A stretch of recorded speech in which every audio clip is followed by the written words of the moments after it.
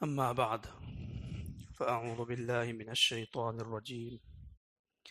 بسم الله الرحمن الرحيم.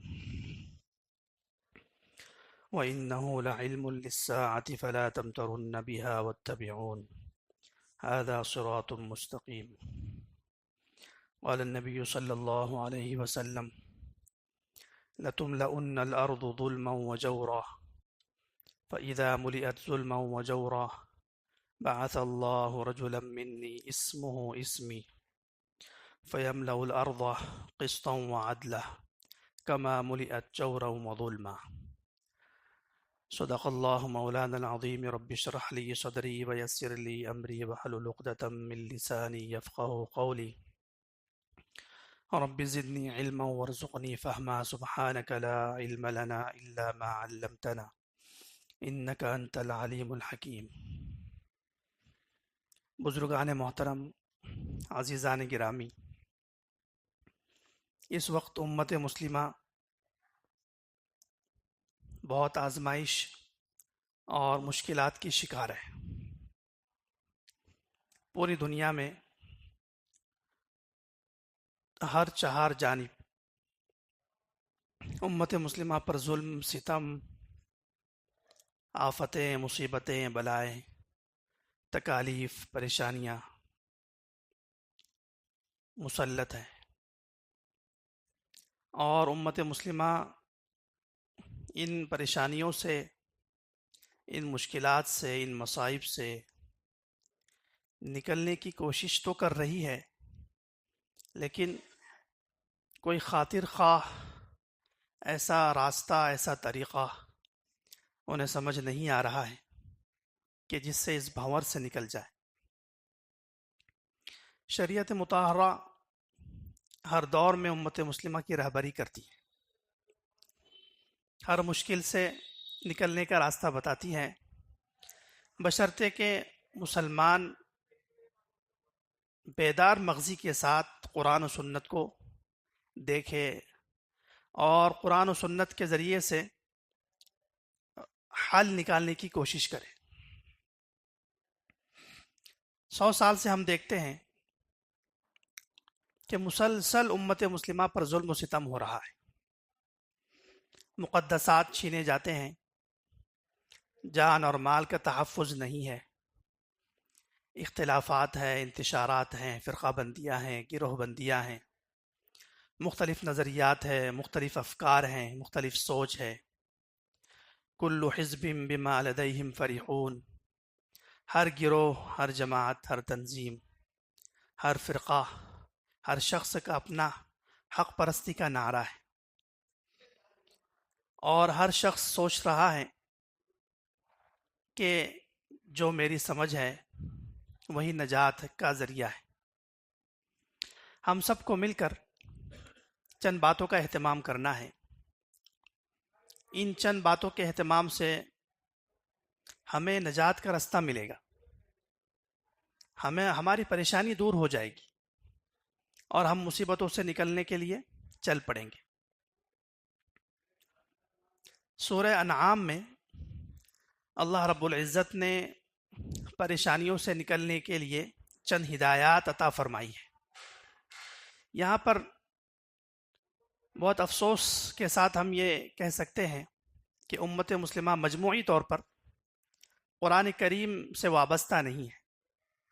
قرآنی احکامات، قرآنی فرامین اور قرآنی پیشین گوئیاں، قرآنی ہدایات، قرآن کریم کے ذریعے سے مشکلات سے حل نکالنے کا طریقہ بھول چکی ہے، اس لیے پریشانیاں دن بدن بڑھتی ہی چلی جاتی۔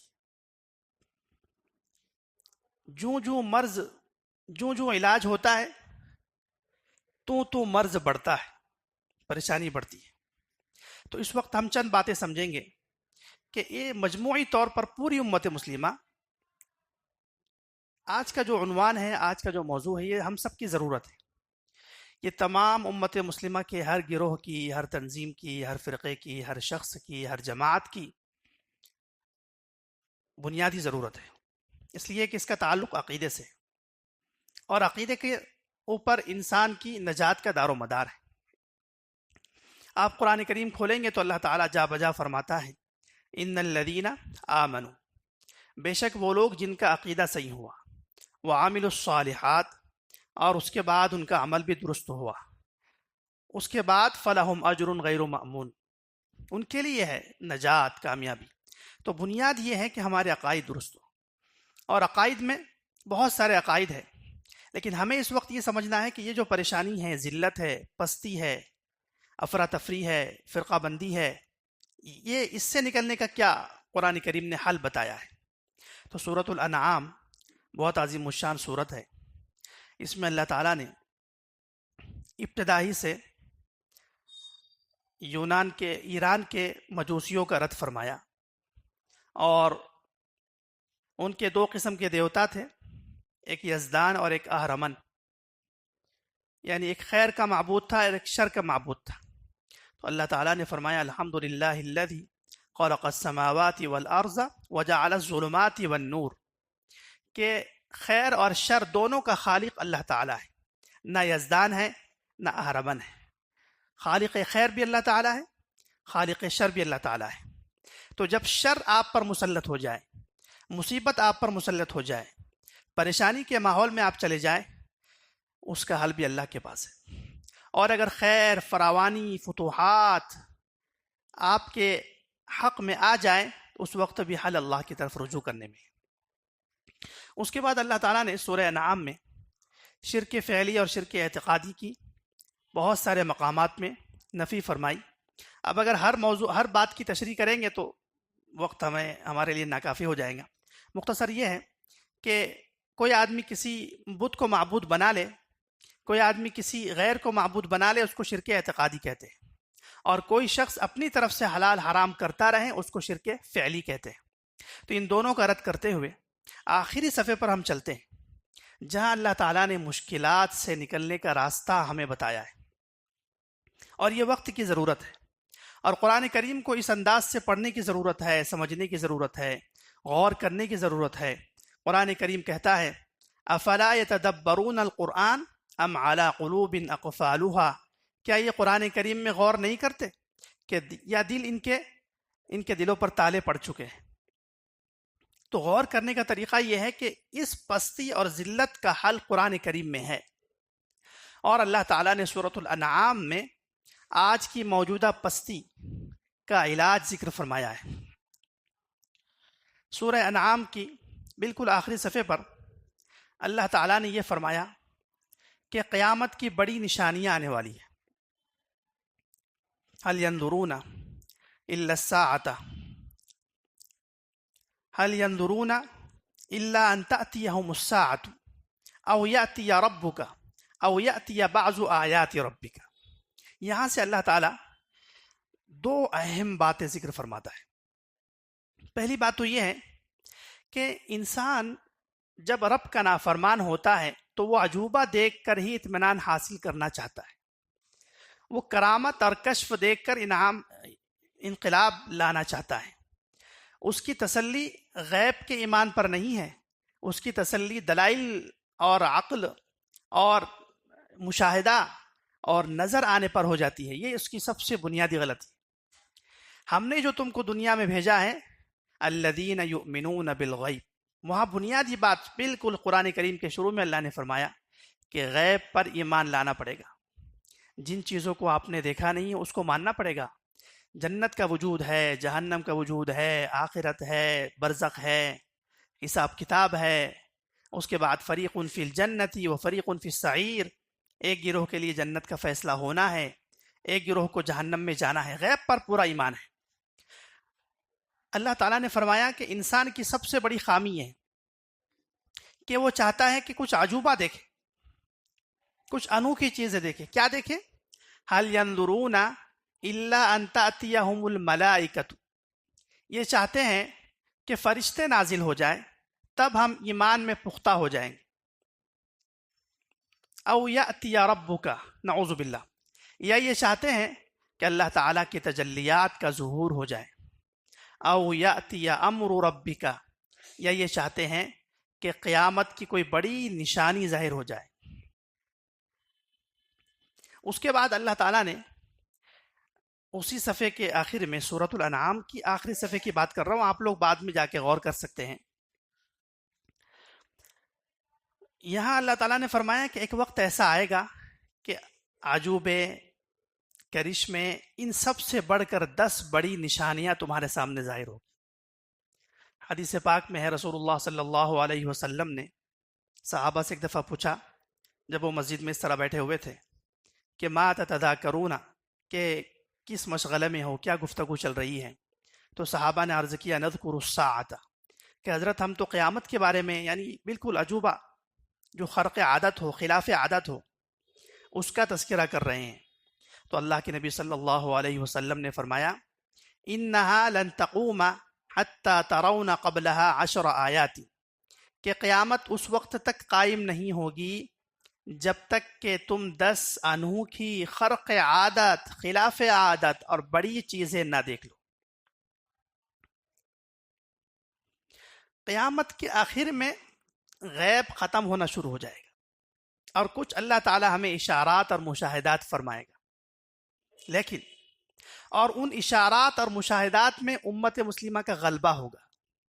وہ جو دور ہے، جو قیامت کی 10 بڑی نشانیوں کا دور ہے، وہ ہمارے غلبے کا دور ہے، ہماری فتوحات کا دور ہے، اور اس جنجال سے اور اس مصیبت سے جو اس وقت ذلت اور پستی کی ہے، نکلنے کا دور ہے، فرقہ واریت کے ختم ہونے کا دور ہے، اختلاف و انتشار کے ختم ہونے کا دور ہے۔ اس دور میں ہم تمہیں کچھ نشانیاں دکھائیں گے، قیامت کی 10 بڑی نشانیاں۔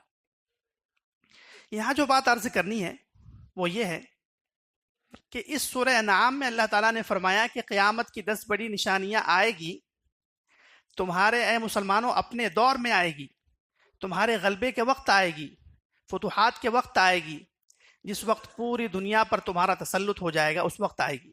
لیکن اس سے پہلے تمہیں چند کام کرنے پڑیں گے، اپنے آپ کو اس دور کا اہل بنانا پڑے گا۔ اللہ تعالیٰ کے پاس محض حق کو غلبہ نہیں دیا جاتا، بلکہ اس حق کے ساتھ خلوص چاہیے، اس حق کے ساتھ اہلیت چاہیے، ایسا حق آپ کے پاس ہو جو صفات والا ہو، جس کے اندر اہلیت ہو غلبہ پانے کی، تو اللہ تعالیٰ فتوحات عطا فرماتے ہیں۔ وہ کیا چیزیں ہیں؟ یہاں اللہ نے آخر میں پھر شروع کیا کہ تمہارا جو غلبے کا دور ہے وہ چند چیزوں کے انجام دینے سے آئے گا۔ فرمایا ان الذین فرقوا دینہم وکانوا شیعا لست منہم فی شیء، سب سے پہلا کام علامات قیامت اور بڑی قیامت کی نشانیوں کے ظاہر ہونے سے پہلے امت مسلمہ کا یہ ہے کہ وہ اختلاف، افتراق، گروہ بندیاں، فرقہ واریت، اس سے اپنے آپ کو نکال لے اور اتحاد و اتفاق قائم کر لے۔ ان الذین فرقوا دینہم وکانوا شیعا لست منہم فی شیء، اے رسول صلی اللہ علیہ وسلم، اے رسول صلی اللہ علیہ وسلم، اختلاف و انتشار آپ کا شیوا نہیں ہے، آپ کا شیوا تو اتحاد ہے۔ اور یہ حضرت کے واسطے سے ہم سب کو نصیحت ہے کہ آپ کو غلبے میں آنا ہے، آپ کو فتوحات حاصل کرنی ہے، آپ کو ذلت اور پستی کے دور سے نکلنا ہے، آپ کو ان فتنوں سے نجات پانا ہے، تو پہلا کام کرنا پڑے گا اتحاد۔ ان الذین فرقوا دینہم، یعنی قیامت کی بڑی نشانیاں آئے گی، اس سے پہلے آپ کو اہلیت پیدا کرنی ہے، اور اہلیت کے لیے پہلا پیغام قرآن کریم کا یہ ہے کہ آپ اپنے سینے کو وسیع کریں، اپنے نظریات کو وسیع کریں، مسلمان کو مسلمان سمجھنا شروع کر دیں، ہر کسی پر گمراہی کے فتوے نہ لگائیں، اپنے مسلمان بھائی کے لیے سینہ کشادہ کریں، اس کو مسلمان سمجھیں، اس کے نظریات میں اس کی تائید کر لیں، ہاتھ اپنا ہولا رکھیں، ڈھیلا رکھیں، معمولی بات پر اختلاف نہ کرے، انتشار نہ کرے، فرقہ واریت نہ پھیلائے، اتحاد کو قائم کرے۔ ان الذین فرقوا دینہم وکانوا شیعا لست منہم فی شیء، اے محبوب صلی اللہ علیہ وسلم، اختلاف و افتراق جو قوم کرتی تھی، جو یہودی تھے، وہ نصرانی تھے، آپ اس راستے پر نہیں، تو حضرت کی قوم کو، ہم سب کو بھی یہی نصیحت ہے کہ اتحاد پیدا کرے. قیامت کی بڑی نشانیاں اور غلبے کا دور آئے گا اتحاد قائم کرنے سے. نمبر 1، چونکہ وقت مختصر ہے میں 2-3 پیغامات عرض کرتا ہوں. نمبر 2، آگے فرمایا من جاء بالحسنۃ، اگلی آیت میں من جاء بالحسنۃ فلہ عشر امثالھا. دوسرا پیغام کہ فتوحات حاصل کرنی ہے، ذلت اور پستی سے نکلنا ہے، پریشانیوں سے نکلنا ہے، انقلاب برپا کرنا ہے، عروج پر آنا ہے، زوال ختم کرنا ہے، تو اعمال کی کثرت، عبادت کی کثرت، صفت تعبد پیدا کرنی پڑے گی. راتوں کا مصلوں پر قیام ہو، لمبی لمبی رکعتیں ہو، اللہ کے سامنے لمبے لمبے سجدے ہو، نمازیں ہو، زکوٰۃ ہو، حج ہو، عبادات بہت کثرت سے ہونی شروع ہو جائے. اور عبادات کی کثرت کے بعد انسان کے اندر خلیفہ بننے کی کا استحقاق پیدا ہوتا ہے. من جاء بالحسنۃ فلہ عشر امثالھا. فتوحات حاصل کرنے والی قوم کے لیے پہلے اہلیت شرط، اہلیت میں سب سے بنیادی شرط اتحاد. نمبر 2، اعمال کی کثرت. اسی بات کو رسول اکرم صلی اللہ علیہ وسلم نے حدیث میں ذکر فرمایا، بادروا بالاعمال فتنا کقطع اللیل المظلم، کہ جب فتنے بہت زیادہ ہو جائیں، رات کی تاریکی سے زیادہ ہے مسلمانوں تمہارے اندر فتنے آ جائیں، تو تم نے اعمال کی کثرت کرنی ہے. اب افسوس کی بات یہ ہے کہ ہمارے امت مسلمہ کی مجموعی تعداد عبادات سے بہت دور ہو چکی ہے. ایسا لگتا ہے کہ ایک رسم ادا ہو رہی ہے، مسجد سے دور ہو چکی ہے، بس منہ دکھائی کی رسم چل رہی ہے کہ بالکل عین نماز کے وقت حاضر ہو جاؤ اور نماز ہوتے ہی مسجد سے نکل جاؤ، اس کے بعد اگلی نماز کے لیے آ گئے تو آ گئے، غفلت میں نہیں آئے تو نہیں آئے. تہجد ہماری ختم ہو گئی. تلاوت جو ہم گھنٹوں کرتے تھے، ایک ایک دن میں 10 پارے، کچھ لوگ ایک ایک قرآن پڑھنے والے ہوتے تھے، ختم ہو گیا. رات میں ہم لمبے لمبے قیام کرتے تھے، صحابہ کرام اتنا لمبا قیام کرتے تھے کہ تیر لگتے تھے اور ان کا قیام ختم نہیں ہوتا. تو عبادات کی کثرت آپ کو استحقاق عطا کرتی ہے. آپ کے پاس حق ہے، یعنی یہ کہا جا سکتا ہے کہ پوری امت مسلمہ مجموعی طور پر حق پر ہے، یا چلو وسعت ظرفی سے ہم کام لے کر کہتے ہیں کہ تمام تنظیمیں، جماعتیں اپنے اپنی نیتوں میں بالکل بیچاری مخلص ہے، اور وہ سب کے سب چاہتے ہیں کہ امت مسلمہ عروج کی طرف آئے. لیکن عروج کی صفات چاہیے، ایسا حق اللہ کو چاہیے جو حق استحقاق والا ہو، اس کے اندر صفات ہو. وہ صفات نہیں ہے. تنظیمیں ہیں، جماعتیں ہیں، گروہ بندیاں ہیں، فرقے ہیں، نظریات ہیں، اختلافات ہیں، لیکن استحقاق کی صفات نہیں پائی جا رہی. تو دوسرا پیغام اللہ نے دیا کہ عروج پر آنے کے لیے، انقلاب برپا کرنے کے لیے، من جاء بالحسنۃ فلہ عشر امثالھا، کہ آپ کو عمل کی کثرت پیدا کرنی پڑے گی. اور تیسری جو اہم بات ذکر کرنی ہے، اس کے بعد میں موضوع سے متعلق 2-3 باتیں ذکر کروں گا. تیسری بات یہ ذکر فرمائی کہ قل ان صلاتی ونسکی ومحیای ومماتی للہ رب العالمین، کہ آپ کو عروج پر آنا ہے، آپ کو غلبہ پانا ہے، آپ کو ذلتوں سے نکلنا ہے، آپ کو پریشانیوں سے نکلنا ہے، آپ کو گروہ بندیوں سے نکلنا ہے، تو آپ کو اتحاد میں بھی اخلاص چاہیے اور عمل کی کثرت میں بھی اخلاص پیدا کرنا پڑے گا. آپ کا ہر عمل بے غرض ہونا چاہیے، آپ کو بے نفس بننا پڑے گا، اپنی تنظیموں اور جماعتوں کے مفادات کو پرے رکھنا پڑے گا، اور اسلام اور اس کی سربلندی کو پیش اور سامنے رکھنا پڑے گا، مقدم رکھنا پڑے گا، آگے رکھنا پڑے گا. اس کے لیے کوششیں کرنی پڑے گی. آپ کو اعلان کرنا پڑے گا، ان صلاتی، میری نماز، ونسکی، میری عبادت، ومحیایا، میری زندگی، ومماتی، میری موت، للہ رب العالمین. ہر کام جو مجھ سے نکلتا ہے وہ خالص ہوتا ہے، اس کے اندر اخلاص ہوتا ہے. تو خلاصہ کلام یہ ہوا کہ اس سورہ انعام میں اللہ تعالیٰ نے قیامت کی جو بڑی علامات آنے والی ہیں، اس سے پہلے مختلف ہدایات دی ہیں.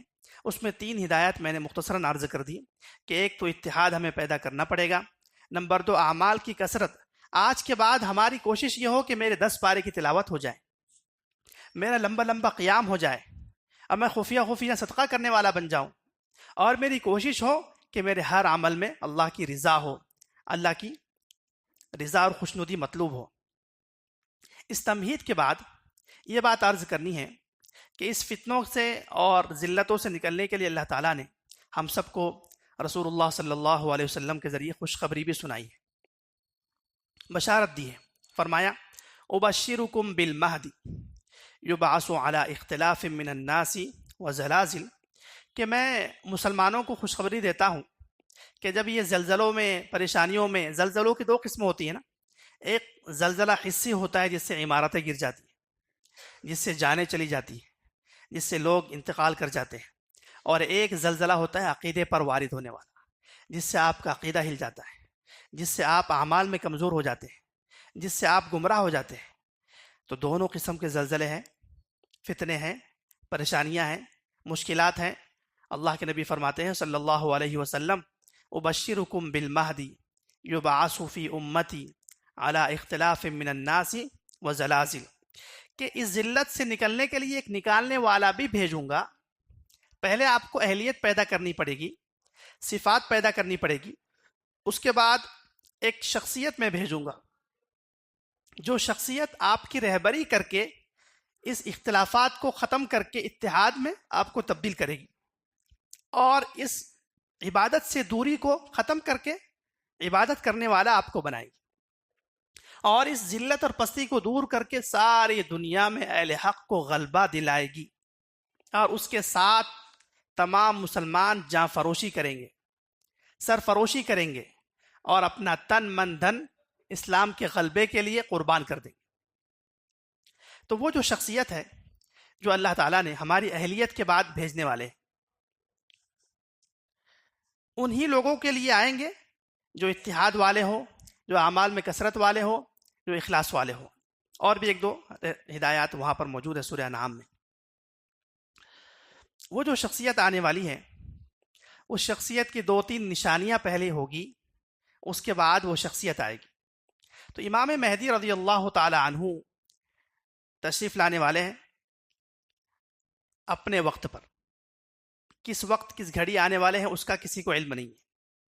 امام مہدی کے بارے میں جو لوگ وقت کی تعیین کرتے ہیں یا کسی شخصیت کی تعیین کرتے ہیں وہ تو گمراہ ہو جاتے ہیں، لیکن قرآن کریم نے کہا هل ينظرون الا الساعة ان تأتيهم بغتة، کہ یہ قیامت کا انتظار کر رہے ہیں، ان سے کہہ دو سورہ محمد میں ہے فقد جاء اشراطها، قیامت کی بڑی نشانیاں آئے گی، اس کے بعد قیامت آئے گی۔ ایسے ہی امام مہدی کے آنے سے پہلے بھی، یعنی ذلتوں اور پستی سے نکالنے والا ایک رہبر چاہیے نا۔ آج جو فرقہ بندی ہے، فرقہ واریت ہے، اس کی وجہ یہ ہے کہ ایک کوئی متحدہ رہبر نہیں ہے۔ بنی اسرائیل میں اختلاف ہوتا تھا تو اللہ تعالیٰ مسلسل انبیاء بھیجتے تھے، اور ایک دور تو ایسا آیا، دوسرے پارے میں جس کا ذکر، یار میں کوشش کر رہا ہوں کہ قرآن کریم سے ہی آپ کی رہبری کرنے کی کوشش کروں۔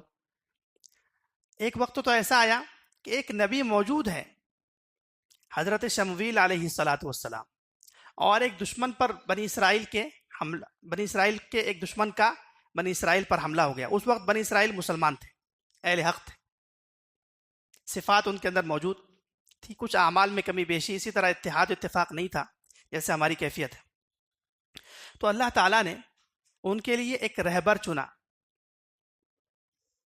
یعنی کسی کو اشکال ہو سکتا ہے نا کہ بھئی امام مہدی کی کیا ضرورت ہے جب قرآن کریم موجود ہے، جب احادیث مبارکہ موجود ہے، سب چیزیں موجود ہیں، ان کی کیا ضرورت ہے؟ تو یاد رکھیے، دوسرے پارے میں حضرت شمویل علیہ السلام کی موجودگی میں، پیغمبر کی موجودگی میں، اللہ تعالیٰ نے ایک ایسے ہی شخص کو جو حضرت امام مہدی کی طرح ایک شخصیت تھی، نیک آدمی تھے، ولی تھے، جن کا نام ہے حضرت طالوت، ان کو منتخب کیا۔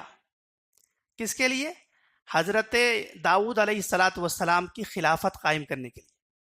امت مسلمہ کی خلافت کا ایک دور آنے والا ہے۔ یہاں پر ایک حدیث یاد آ گئی، میں عرض کر دوں۔ مسند احمد میں اللہ کے نبی علیہ السلام نے فرمایا، بہت مختصراً، انشاءاللہ رات میں تمام باتوں کی تفصیل پیش کرنے کی کوشش ہوگی۔ رات میں بھی ایک مجلس ہونے والی ہے، آپ لوگ وہاں بھی شرکت کر سکتے ہیں، حسب سہولت وہاں شرکت کیجیے۔ اللہ کے نبی نے فرمایا کہ میری امت کے 5 دور ہیں، 5 زمانے ہیں۔ اول هذا الامر نبوۃ ورحمہ تکون فیکم النبوۃ ما شاء اللہ ان تکون، پہلا دور آپ کا ہوگا نبوت کا۔ ثم يرفعها اذا شاء ان يرفعها، اللہ رب العزت اس دور کو جب چاہیں گے ختم فرما دیں گے۔ چنانچہ پہلا دور ہمارا رسول اللہ صلی اللہ علیہ وسلم کے دنیا سے پردہ فرمانے کے وقت ختم ہو گیا۔ وہ جو دور ہے ہمارا وہ خلافت کا دور ہے۔ اس خلافت کے پہلے خلیفہ کون ہے؟ اللہ کے خلیفہ رسول اللہ صلی اللہ علیہ وسلم ہے۔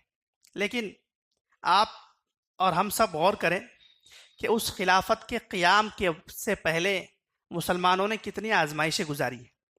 پہلے 13 سال تک مکہ کی آزمائشیں گزاری، اس کے بعد مدینہ آنے کے بعد 10 سال تک، محض 10 سال میں 83 غزوات ہوئے، 83 جنگیں ہوئی ہیں۔ غزوات اور سرایا دونوں ملا کر صرف 10 سال میں کتنے مقابلے ہوئے؟ 83۔ انگلش میں کیا کہتے ہیں؟ 83۔ 83 جنگیں ہوئی۔ اس کے بعد پورے جزیرۃ العرب کو اللہ تعالیٰ نے فتح یاب فرمایا۔ تو اصول یہ نکلتا ہے کہ آپ کو فتوحات اور غلبہ اور عروج محض عبادات کی بنیاد پر نہیں ملے گا، کیونکہ صحابہ سے بڑھ کر، رسول اللہ سے بڑھ کر کوئی عابد نہیں۔ ان کو بھی مکمل 23 سال میں مشقتیں برداشت کرنی پڑی، اور مزاحمت بھی کرنا پڑے گی، مقابلہ بھی کرنا پڑے گا، ٹکرانا بھی پڑے گا، جاں فروشی کرنی پڑے گی۔ حضرت حمزہ شہید ہو گئے، حضرت جعفر شہید ہو گئے، اور بڑے بڑے سید و شہداء حضرت حمزہ جیسے صحابی جو حضرت کے چچا تھے شہید ہو گئے۔ ایک پورا دور گزارا اللہ نے 13 سال تک ہم سب کے سبق کے لیے، کہ عروج اور جو غلبہ ملتا ہے وہ جان قربان کرنے سے ملتا ہے، عبادت بھی ہو، اتحاد بھی ہو، اور ساتھ ساتھ جان لگانے کا طریقہ بھی ہو۔ بہرحال یہ پہلا دور تھا، اس کی تفصیل اگر ہم کریں گے تو کافی سیرت کی کتابیں بھری ہوئی ہیں۔ اس کے بعد دوسرا دور، ثم تکون خلافتا علی منہاج النبوہ، دوسرا دور تمہارا ہوا خلافت کا، وہ خلافت جو ہو بہو رسول اللہ صلی اللہ علیہ وسلم کے طریقے پر چلتی رہی، من وعن، جو اس کا تو، جیسی حضرت کے دور میں شریعت کی پاسداری تھی، شریعت کا نفاذ تھا، اسی طرح نفاذ ہوتا رہا۔ یہ دور ہمارا 11 ہجری سے شروع ہوا اور 40 ہجری تک چلتا رہا۔ اس کے بعد اللہ کے نبی نے فرمایا ثم تکون ملکن عازن، پھر تیسرا دور ہوگا کاٹ کھانے والی بادشاہتوں کا، یعنی اس میں خلافت تو ہوگی لیکن ناقص ہو جائے گی، کچھ صفات میں کمی ہو جائے گی۔ اور یہ دور ہمارا چلتا رہا تقریباً 1250 سال تک، 1924 تک۔ ہماری اردو تاریخ کے اعتبار سے 40 ہجری سے 1342 ہجری تک، اور انگریزی تاریخ کے اعتبار سے آپ یوں سمجھ لیں 1924 تک یہ تیسرا زمانہ تھا ہمارا۔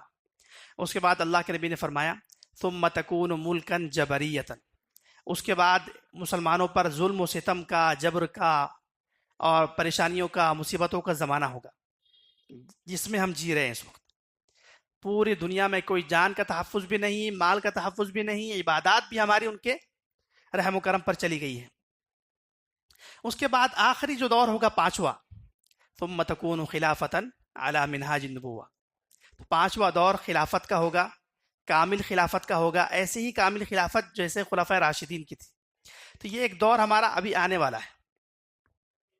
تو اس دور کے آنے سے پہلے اللہ کے نبی علیہ الصلوۃ والسلام نے فرمایا کہ امام مہدی کے آنے سے پہلے اور اس دور کے آنے سے پہلے کچھ نشانیاں ظاہر ہوگی، کچھ علامات ظاہر ہوگی، اس کے بعد یہ دور آئے گا مشقتوں کا۔ تو میں مثال یہ عرض کر رہا تھا کہ حضرت داؤد علیہ الصلوۃ والسلام کی خلافت کے لیے حضرت طالوت کو چنا، ایک نبی موجود ہے حضرت شموی، امام مہدی کی ضرورت ہے۔ جب نبی کے ہوتے ہوئے ایک ایسے کمانڈر کی ضرورت ہے جس کا اللہ انتخاب کرے، پھر وہ بنی اسرائیل کے 1300 لوگوں کو لے، پھر جالوت کے ساتھ وہ مقابلہ کرے، اس لشکر کے اندر حضرت داؤد علیہ الصلوۃ والسلام 12 سال کی عمر میں موجود ہے، اور پھر وہ مقابلے میں دشمن کا لشکر زیر ہو جائے اور مسلمانوں کو کامیابی ہو، اس بنیاد پر ایک بہت عظیم الشان خلافت قائم۔ بالکل اسی طرح امام مہدی آئیں گے، اور ان کی ضرورت ہے. یہاں تو نبی بھی نہیں ہے کوئی، قرآن سنت اور علماء حق ہے بے شک، لیکن آپ فرقہ بندی اور فرقہ واریت کی زد میں یوں سمجھ لیجئے کہ مجموعی طور پر کہیں نہ کہیں آدمی بشر ہونے کے ناطے شکار ہو چکا ہے. وہاں حرم سے لے کر یہاں تک، اور مشرق سے لے کر مغرب تک، شمال سے لے کر جنوب تک، تمام مسلمانوں کے ذہنوں میں کہیں نہ کہیں کم ظرفی آئی ہے. تو ایک رہبر کی ضرورت ہے. تو وہ جو رہبر ہوں گے، جو آئیں گے، وہ ان کے آنے سے پہلے 3 نشانیاں آپ نے یاد رکھنی ہیں. 5 منٹ رہ گئے ہیں. یہ نشانیاں جب تک نہیں ہوں گی تب تک امام مہدی نہیں آئیں. نمبر 1، لَتُمْلَأُنَّ الْأَرْضُ ظُلْمًا وَجَوْرًا، یہ سرزمین ظلم و ستم سے بھر جائے گی. اور سرزمین کا مطلب، الارض کا مطلب کفار کی زمین تو نہیں ہو سکتی، کیونکہ وہ تو ظلم کرنے والے ہیں نا ہم پر. تو جو ظلم کرنے والا ہے وہ تو اچھی حالت میں رہے گا. مسلمانوں کی زمین، جہاں جہاں مسلمان آباد ہیں، کسی نہ کسی اعتبار سے اتنا ان پر ظلم ہوگا جتنا کہ اہل غزہ پر ہو رہا ہے، یا اس سے زیادہ بھی ہو سکتا ہے. اتنا ظلم مسلمانوں پر ہوگا. جب ظلم و ستم انتہا کو پہنچ جائے گا اور یہ نشانی مکمل ہوگی تو امام مہدی کا ظہور ہوگا. پہلی نشانی. دوسری نشانی، سیاسی حالات مسلمانوں کے تبدیل ہونا شروع ہو جائیں گے. جزیرۃ العرب مسلمانوں کے علاقے کے ایک بادشاہ کا انتقال ہوگا. اس بادشاہ کے انتقال کے بعد امام مہدی کا ظہور ہوگا. اس وقت جب جزیرۃ العرب کی سیاست میں اتنا اختلاف ہو جائے گا کہ کرسی پر کوئی بیٹھا ہوا نہیں رہے گا. سب ابھی جنگ کر رہے ہوں گے اور چند مہینوں تک ان کے آپس میں جنگ چلتی رہے گی. اسی اثنا میں وہاں پر جزیرۃ العرب کے علاقے میں جان مال کا تحفظ ختم ہو جائے گا. یہاں تک کہ حج کے ایام میں حاجیوں کی جان مال بھی محفوظ نہیں ہوگی. حاجیوں کا بھی قتل عام ہوگا اور ان کا بھی خون بہے گا. اور ہر طرف دوسرے مسلمانوں کے علاقوں میں پریشانیاں ہوگی، یہ ظلم و ستم ہوگا. اور وہاں جزیرۃ العرب میں جہاں سے امام مہدی نے ظاہر ہونا ہے، وہاں بھی سیاسی حالات مکمل تبدیل ہو جائے گی. تو ایک عرب بادشاہ کا انتقال، وہ عرب بادشاہ بھی ہو سکتا ہے یا مسلمانوں کے علاقے کا بادشاہ ہے، انتقال ہوگا. اس کے بعد اس سیاست میں اتنا اختلاف ہوگا کہ کوئی کرسی پر بیٹھ ہی نہیں پائے گا. ابھی جنگ چل رہی ہو کئی مہینوں تک. اس کے بعد امام مہدی کا ظہور ہوگا. 2 نشانی ہو گئی. اور تیسری نشانی مسلم شریف میں ہے. رسول اللہ صلی اللہ علیہ وسلم نے فرمایا کہ لا تقوم الساعة حتى يحسر الفرات عن كنز من ذهب، کہ فرات سے سونے کا خزانہ نکلے گا. عربی میں جبل کا معنی خزانہ ہے. ہر چیز کے لیے عربی میں مناسب لفظ ہوتا ہے، اس کا ترجمہ بھی ہم مناسب کریں گے. سونے کا کوئی اتنا ایسا پہاڑ نہیں ہوگا جسے کوئی فرشتے رکھ کر چلے جائیں گے. سونے کا نیچے سے زمین سے خزانہ نکلتا ہے. تو فرات سے خزانہ نکلے گا. اس میں علماء کے 2 قول ہیں، کیونکہ حضرت نے نہر الفرات نہیں کہا، فرات کا سمندر نہیں کہا، فرات کا دریا نہیں کہا، مطلق حضرت نے کہا فرات سے سونے کا خزانہ نکلے گا. تو بعض علماء تو کہتے ہیں کہ ترکی سے جو دریا نکلتا ہے، عراق میں بہتا ہے اور آگے پھر شام کی طرف چلا جاتا ہے، جو دریائے فرات کہلاتا ہے، جو بہت لمبے زمانے سے دنیا میں بہہ رہا ہے، یہ دریا سوکھ جائے گا اور اس دریا کے اندر سے سونے کا خزانہ نکلے گا. اور دوسری روایت میں ہے کہ یقتتل الناس علیہ، جب وہ خزانہ برآمد ہوگا تو دنیا کی جتنی سپر طاقتیں ہیں یا ان کی جو غلام طاقتیں ہیں، وہ سب اس خزانے کو حاصل کرنے کے لیے ایک دوسرے کو قتل کریں گے. فَيُقْتَلُ مِن كُلِّ مِئَةٍ 99، اور ہر 100 میں سے 99 لوگ اس لالچ میں خزانے کی قتل کر دیے جائیں گے. اور مسلمانوں کے لیے اللہ کے نبی نے فرمایا فَمَنْ حَضَرَهُ فَلَا يَأْخُذُ مِنْهُ شَيْئًا، کہ جو اس زمانے میں زندہ رہے مسلمانوں میں، اس کے لیے پیغام یہ ہے کہ وہ اس خزانے اور لالچ کی چکر میں نہ پڑے، اس کے حاصل کرنے کے لیے کوشش نہ کرے. فرات سے سونے کا خزانہ. تو ایک قول تو علماء کا یہ ہے. دوسرا قول علماء کا یہ ہے کہ قرآن کریم میں الفرات کا لفظ آتا ہے میٹھے پانی کے لیے. عذب فرات سائغ شرابہ وَهَذَا مِلْحٌ اُجَاج سورہ فاطر میں ہے کہ یہ تو میٹھا مزیدار پانی ہے اور یہ کڑوا بدبودار ہے. تو میٹھے پانی کے لیے ہے الفرات یا فرات. تو بعض علماء کہتے ہیں کہ عرب کے ہی علاقے میں کوئی ایسے چشمے ہوں گے جو اللہ تعالیٰ ابال دیں گا، چشمے آباد ہو جائیں گے اور ان چشموں سے پھر سونے کا خزانہ نکلیں گا. اور آج اگر سائنسی دور کے اعتبار سے دیکھا جائے تو دریائے فرات جو بہتا ہے اس کے نیچے کوئی خاص، یعنی عراق کے علاقے میں جہاں دریائے فرات ہے وہاں بہت بڑا کوئی خزانہ نہیں ہے، نیچے کوئی خزانے کے آثار نہیں ہیں. لیکن جزیرۃ العرب میں پیٹرول بھی ہے اور خزانے بھی ہیں، سونے کے خزانے ہیں نیچے. تو امید ہے کہ وہاں کے کسی میٹھے چشمے سے سونے کا خزانہ نکلے.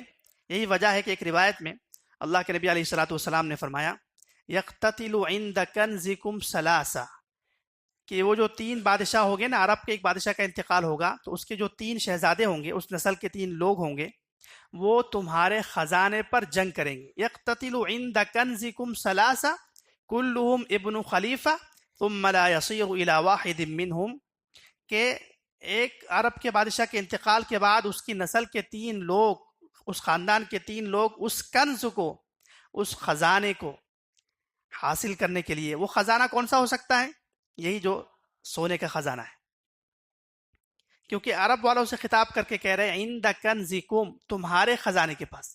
سعودی عرب کی جو سرزمین ہے وہاں پر خزانہ میٹھے پانی کے چشموں کے اندر سونے کے ذخیرے ہیں، ہو سکتے ہیں.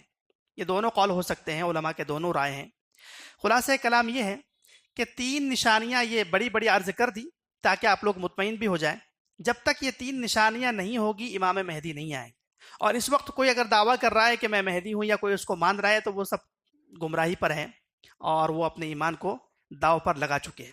3 نشانیاں، ایک تو ظلم و ستم بھر جائے گا، جیسے غزہ پر ظلم و ستم ہو رہا ہے پوری دنیا پر ہو سکتا ہے جہاں جہاں مسلمانوں کی آبادی ہے. نمبر 2 جزیرۃ العرب کے بادشاہ کا انتقال ہونا. اور نمبر 3 فرات سے سونے کا خزانہ نکلنا، چاہے وہ دریائے فرات ہو چاہے پھر سعودی عرب کا کوئی علاقہ ہو، اور اس پر پھر جنگ ہونا اور اس جنگ کے نتیجے میں افراتفری ہونا، دنیا کی 1/3 سے زائد انسانیت کا ختم ہو جانا. کیونکہ وہ کوئی اس طرح کی جنگ ہو سکتی ہے جس سے خطرناک قسم کے ہتھیار استعمال ہو جائیں اور 1/3 سے زائد انسانیت ختم ہو جائے. اس کے بعد ہی امام مہدی کا ظہور ہوگا. تو امام مہدی کا ظہور نشانیوں سے ہوگا. اب کچھ نشانیاں تفصیل سے انشاءاللہ رات میں عرض ہوگی اور کچھ پیغامات رات میں دیں گے. بس اللہ سے دعا کرتے ہیں کہ اللہ تعالی ہم سب میں اتحاد و اتفاق پیدا فرمائے، وہ صفات اور اہلیت پیدا فرمائے جس سے ہم عروج کی طرف آئے، ذلت اور پستی سے نکلیں. اللہ تعالی ہم سب کو عمل کی توفیق عطا فرمائے. وآخر دعوانا ان الحمد للہ رب العالمین.